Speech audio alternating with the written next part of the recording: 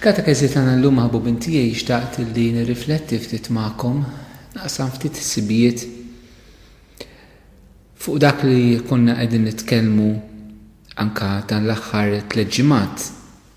Fuq il-preżenza tagħna bħala nsara f'soċjetà li għandha twemmin differenti, għandha idejat differenti, modi ta' ħsieb differenti, stili ta' ħajja differenti, valuri differenti, kunċett differenti ta' x'naħsbu li huwa tajjeb u li huwa ħażin, kif f'dan id-dawl kollu aħna li aħna nsara fejn ħajjitna hija bbażata fuq il-kelma ta' Alla kif infissra lilna mill-Knisja, kif aħna nistgħu ngħixu f'dawn is-sitwazzjonijiet. Rajna li kollox għandu jitlaq mis-sens kbir ta' kompassjoni li aħna għandu jkollna, il-kompassjoni ta' Ġesu fl-imħabba tiegħu li kull bniedem li aħna minn hemmhekk iridu nitilqu l-preżenza tagħna f'soċjetà ta' nies li għandhom ħsibijiet idejat differenti li ma jemnux f'Ġesu, li forsi ħutunhom huma anke kontra Ġesu, kontra Knisja, kontra t-tagħlim tal-Vanġelu. Il-punt ta' tluq tagħna jibqa' biss u jibqa' dejjem l-imħabba tal-Alla li kull bniedem. Indipendentament jekk dak li jkun jaċċettax jew le l-imħabba tal-Alla f'ħajtu, jekk jemminx jew le f'Ġesu, jekk hux maqut jew maqtuh mill-Knisja. Irridu nitilqu minn hemmhekk. Imbagħad rajna li flimkien ma' dil-kompassjoni l-imħabba tal-Alla maquda l-verità.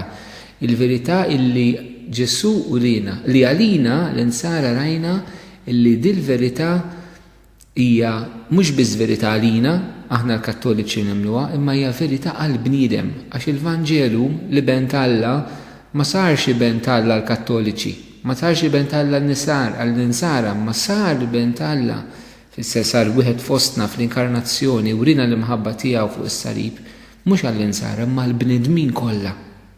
San Ġwan jgħidilna Alla hekk ħabb id-dinja, mela il-punt kien li riflettejna fuq li l-verità li Ġesu urina ma naqgħux fingan li jidulna dik hija verità għalikom imma mhix verità għalina, dik verità għalikom li temnu ma mhix verità għalina li ma nemnux. Li kont qed ngħid huwa għalina li nemnu ma naqgħux fil-gidba u naħsbu li hemm affarijiet li Ġesu għalhom għalina imma ma jgħoddux għall-oħrajn. Dak li Ġesu għalilna huwa għall bniedem maħbubin tiegħi. Imbagħad rajna li dil-verità mhix hemm biex tagħmilna f'pożizzjonijiet li nimponu fuq is-soċjetà kif ġieli jingħad, imma biex bħal Marija li għandha l-Ġesu f'ġufa tmur taqdi lil Elisabetta. Allura rajna l-bżonn li il-verità tittamilna għaddejja tas-soċjetà. Għaddejja tas-soċjetà fis-sens li il-verità tal-Vanġelu tippurifika l-ħsibijiet tan-nies, tippurifika l-raġunamenti, l-argumenti, u aħna rridu dinha nipproponuha b'ħafna qadi kif għamel Ġesu fiċ-ċinaklu. Mbagħad rajna li iva dan kollu se jġib firda. Se jġib firda bejn min jemmen f'Ġesu u bejn min ma jemminx. Ma nibżawx li din il-firda seħħ għaliex Ġesu stess għalilna li ma ġiex biex jġib il-paċi, jġib is-sejf li jifred. Il-firda f'dan is-sens mhux Alla jiġi biex jifridna hekk biex jieħu pjaċir jifridna, imma l-firda li toħroġ b'konsegwenza ta' min jaċċetta lil Ġesu u ta' min ma jaċċettax il-Ġesu. Illum xtaqt li jekk nagħlaq dawn ir-riflessjonijiet fuq aspetti oħrajn partikolari illi naħseb li aħna bħala nsara u nsara kattoliċi għandna bżonn biex ngħixu il-Vanġelu f'kompassjoni sħiħa ma' Ġesu u mal-poplu llum f'soċjetà kif qegħdin ngħidu hija tant differenti mhux dejjem taqbel mal-Vanġelu. Illum x'qed niffoka l-ewwel element huwa il-talb għall konverżjoni. Għal uħud li titlob għal konverżjonijiet hija xi ħaġa orajt fl-ispiritwalità tagħna nisranija, pjuttost għandna ħafna devozzjonijiet anke devozzjonijiet popolari bħal huma devozzjoni tal-ħnina divina, devozzjoni tal-qalb ta' Ġesu, illi kollha għandhom x'jaqsmu ma' li nitolbu għal konverżjonijiet. Għal-oħrajn li jgħidulek li titlob għal konverżjonijiet speċi ma tantx jarawha f'posta u xi drabi sfortunatament anke nies li huma mamda jgħidulek ħallu kulħadd fil-libertà jiddeċidiju, jaraw, jażalu, ma noqogħdux nimponu anke l-fidi tagħna, isna rridu n-nies inġilhom bil-forsi jsiru nsara u nsara kattoliċi, it-talb għal konverżjonijiet ma jitlaqx minn hemm, irridu naqduh ma dak li qed fil-bidu jitlaq mill-kompassjoni. Jekk aħna nsara li nemnu u qed nenfasizza li daw it-tlet taħdidiet li għamilt kienu indirizzati l-minu nisrani mhux il-min mhuwiex għax aħna rridu naraw kif ħanixu f'din is-soċjetà eżistijej minna irid jibda. Għax Ġesu jekk tara din is-sejħa li nkunu nsara mhux għalina nfusna, imma biex insiru kif qed qadiet oħrajn rrid nifoka fuqna. Aħna kien nitilqu eżistijej minn verament ix-xewqa ta' Alla l kull bniedem. Ix-xewqa li Ġesu irid il-bniedem. Irid li jkun aċċettat bħala s-situ s-salvatur ta' kull bniedem. Ġesu li fuq is-salib jgħid għandu laġġ biex ħobna u għandu laġġ biex jirċievi l-imħabba ta' kull wieħed waħda minna kif femet ħafna tajjeb Madri Teresa fi żminijietna, kif femet anke ħafna tajjeb qabelha Santa Teresa tal-Bambin Ġesu. Ġesu bil-laġġ għall-irwieħ insibu dan il-messaġġ anke fid-deriet ta' Kristu Santa Faustina, dawk minnkom li qraw id-djarju ta' Santa Faustina, l-ħnina divina, kif il-mulej kontinwament irid għandu dal-laġġ bin il-bniedem ġi fittex u jissalva l-minu mitluf. Jidinna Ġesu stess dwaru nnifsu dwar il-missjoni tiegħu li jfittex u jisalva. U nixtieq nipproponi t-talb bħala tfittxija eżistijej. Bħal Ġesu li nfittxu u nsalvaw il-minu mitluf, li min għadu m'għamilx l-esperjenza ta' Ġesu. Infittxu fit-talb li aħna bżonn maħbubin tiegħi nitolbu iva u ndaħluha bħala parti importanti fil-ħajja tagħna it-talb għal konverżjoni tal-midinbin. Dan it-talb eżisti nafu li huwa miġjub ħafna fis-sema. Meta Ġesu jgħidilna hemm ferħ ikbar fis-sema għal midneb wieħed li jikkonverti milli għal 99 ġusti li m'għandhom bżonn il-konverżjoni. Jurina x'ferħ kbir eżisti iġġib il-konverżjoni u allura l-importanza tat-talb. Meta qegħdin nitolbu eżisti nitolbu anke bħala għaddejja u b'ħafna umiltà. Mhux b'ħafna supervja naħsbu li aħna wasalna x'imkien u qegħdin nitolbu għal dawk li qegħdin warajna jew inqas minna. It-talb għal konverżjoni tal-midinbin li joħroġ l-ewwel ħaġa mill-għarfien personali li persuna tkun għamlet istess tal-imħabba ta' Kristu f'ħajjitha. Meta inti idduq verament b'esperjenza u nafx qed ngħidilkom eżistijiem mill-esperjenza tiegħi. Meta dduq b'esperjenza l-imħabba ta' Ġesu f'qalbek ma jistax ikun li taqflek bejnek u bejn Kristu. Din l-esperjenza ta' Ġesu bil-fors tiftaħlek qalbek għall-oħrajn. Jekk jien niftakar darba minnhom meta kont ħafna għad nieżar, kont għandi laqas biss dħalt il-kunvent.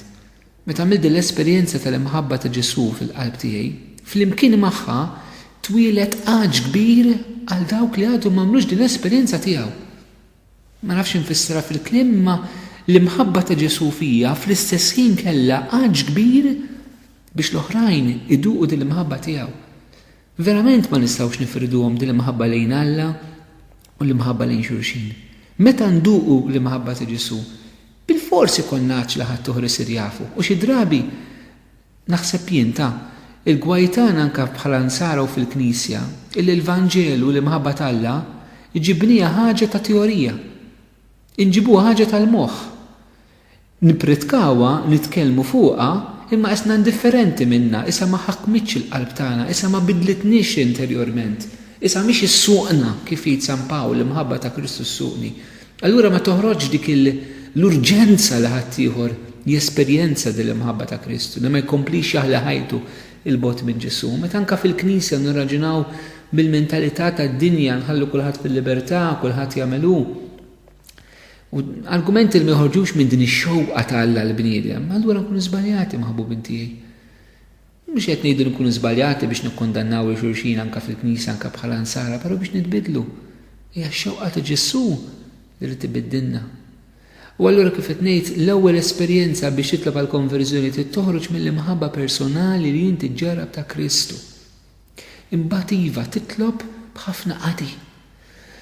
U naħseb jekk hemm talba partikolari nistgħu nitolbu għal konverżjoni tal-midinbin hija talba tar-Rużarju.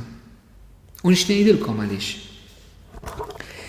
It-talba tar-Rużarju għaliex nixtieqkom nifhmu ħafna li r-Rużarju huwa talba mal-Madonna. L-Apostli fiċ-ċenaklu kienu jitolbu flimkien ma' Marija profondament dik l-esperjenza tar-Rużarju.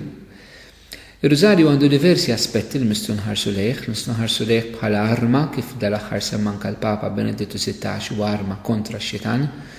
nistgħu nħarsu lejh bħala l-meditazzjoni tal-ħajja ta' Ġesu, imma profondament huwa talba ma' Marija li twassalna għal protezzjoni kontra x-xejtan, li twassalna biex nimmeditaw il-ħajja ta' Ġesu, imma ma' Marija. Is-sekk hija talba ma' Marija eżistijej, il-Madonna fuq il-Kalvarju hija l-iktar waħda li daqet l-imħabba ta' Ġesu, li qasmet fl-imħabba ta' Ġesu u allura li tixtieq li l-oħrajn u lieda jiskopru l-Kristu bina. Meta nifhmu dan eżistijej, allura ir-Rużarju jsir verament talba ma' Marija bħala l-iktar waħda li għandha qalb ħerqana u għaċċana għal konverżjoni tal-midinbin. Però nixtieq illi inħarsu lejn nuża il-kelma l-midinbin, il-kelma li juża Ġesu fil-Vanġelu, li nsibuha fl-Iskrittura, bil-mod kif Marija tħares lehom. Marija fuq il-Kalvarju, l-midinbin min huma? Il-midinbin huma wlieda. Ulieda li għadhom marfux il-bina Ġesu u lila. X'differenza eżistijej il-mod kif tħares lejn il-Madonna. Mhix dik li qed tiġġudika, mhix dik li qed timponi, dik li qed tkisser, dik li qed toħda kontra, ma dawn wlieda li għandha xewqa kbira ta' u hemm bżonn nagħtu widen għax-xewqat ta' Marija eżistijej li hija omna. Kif nistgħu eżistijej inwarbu wiċċna minn Marija? Kif nistgħu ma nagħtux każ il-Marija fil-karba tagħha biex il-midinbin jikkonvertu? Marija li turina dan bid-deret tagħha eżistijej bħalma writna f'tant pajjiżi li l-Knisja approvat fejn deret il-Madonna. Meta neħtlu f'din il-qalb ta' Marija li ħaġa waħda tħabbat qalb waħda mal-qalb ta' Ġesu, għaċċana għall-bnedmin biex jiskopru l-maħba tagħha, allura r-Rużarju isir talba ma' Marija għall-konverzjoni tal-midinbin. U jekk Marija tħares lejn dawn bħala ulieda, aħna r-Rużarju tibiddilna billi nħarsu lejn dawn bħala ħutna. Għax kif jista' jkun nitlob ma' Marija ommi għal min għadu ma skoprix l-imħabba tagħha f'ħajtu u ma nqis li daw il-persuni bħala ħuti jekk għandna l-istess omm waħda. Marija verament hija l-omm li taqgħadna jekk inżommuha ma' bina Ġesu eżistijej ma ġibx firda fil-Knisja, imma ġib għaqda kbira, għaqda tremenda u għalhekk ix-xitan jobot il-Madonna u kull ma tagħmel il-Madonna fil-Knisja. Għaliex Marija dik li taqqat, Satanu dak li jifret. Marija dik li taqqat, Satana u dak li jifret. Marija u Satana fil-ġlida kontinwa fil-Knisja eżistijej. Marija hija l-omm li taqqat, Satana u dak li rrid jifret il-Knisja. Marija dik l-omm li taqqat iż-żwiġijiet, Satana dak li jifridhom. Walla l-importanti eżistijej ħaj proponejtilkom it-talba tal-Rużarju bħala talba ħafna qawwija ma' Marija. Talba oħra nistgħu nitolbu għal konverżjonijiet eżistijej talba l-kurnella tal-ħnina divina. Fejn hemmhekk nitolbu l-mulej ikollu ħniena mid-dinja. Ħniena mid-dinja u d-dinja kollha. Fġieħ il-passjoni ħarxa tiegħu ħenna lina u għad-dinja kollha. Għaliex nitolbu eżistija? Għaliex il-konverżjoni hija rigal ta' ħniena min-naħa ta' Alla għall-bniedem. U Alla qed imisqal bil-bniedem u l-bniedem jiftaħ qalbu għalih. Ma aħna rridu nitolbu, hemm bżonn li nitolbu. Il-Knisja ma tistax iżżomm